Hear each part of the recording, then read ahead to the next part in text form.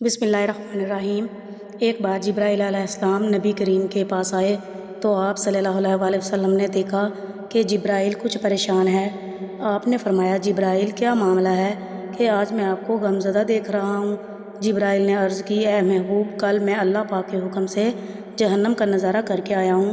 اس کو دیکھنے سے مجھ پہ غم کے آثار نمودار ہوئے ہیں۔ نبی کریم نے فرمایا، جبرائیل مجھے بھی جہنم کے حالات بتاؤ۔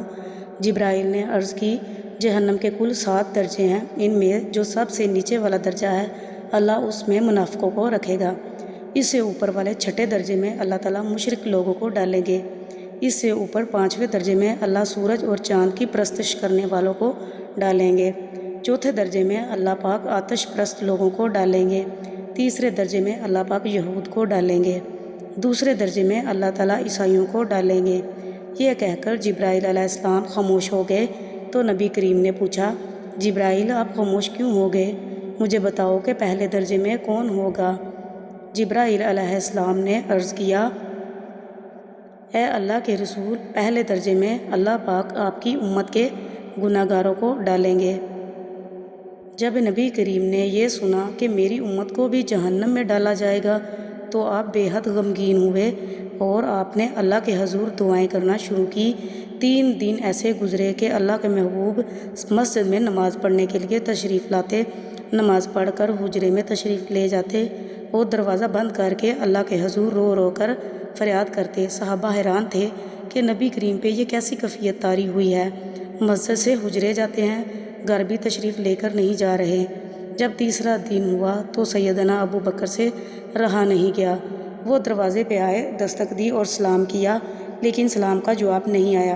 آپ روتے ہوئے سیدنا عمر کے پاس آئے اور فرمایا کہ میں نے سلام کیا لیکن سلام کا جواب نہ پایا، لہٰذا آپ جائیں، آپ کو ہو سکتا ہے سلام کا جواب مل جائے۔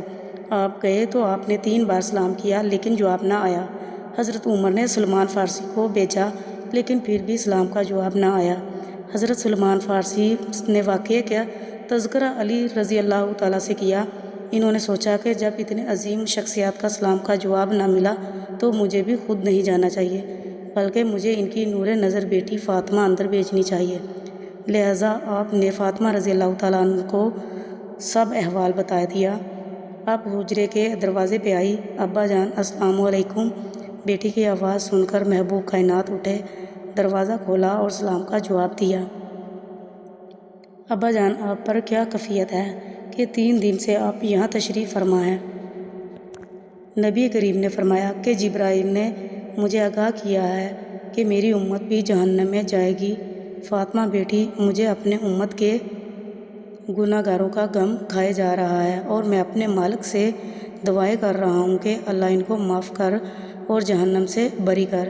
یہ کہہ کر آپ پھر سجدے میں چلے گئے اور رونا شروع کیا، یا اللہ میری امت، یا اللہ میری امت کے گناہ گاروں پہ رحم کر، ان کو جہنم سے آزاد کر۔ کہ اتنے میں حکم آ گیا، اے میرے محبوب، غم نہ کر، میں تم کو اتنا عطا کر دوں گا کہ آپ راضی ہو جائیں گے۔ آپ خوشی سے کھل اٹھے اور فرمایا، لوگو، اللہ نے مجھ سے وعدہ کر لیا ہے کہ وہ روز قیامت مجھے میری امت کے معاملے میں خوب راضی کریں گے، اور میں نے اس وقت تک راضی نہیں ہونا جب تک میرا آخری امتی بھی جنت میں نہ چلا جائے۔ لکھتے ہوئے آنکھوں سے آنسو آ گئے کہ ہمارا نبی اتنا شفیق اور غم محسوس کرنے والا ہے، اور بدلے میں ہم نے ان کو کیا دیا؟ ہمیں بھی اللہ اور اس کے رسول صلی اللہ علیہ وآلہ وسلم کے بتائے ہوئے طریقے سے چلنا چاہیے، دین اور اسلام کے مطابق زندگی گزارنی چاہیے، اللہ کی عبادت اور پیارے رسول کی اطاعت کرنی چاہیے۔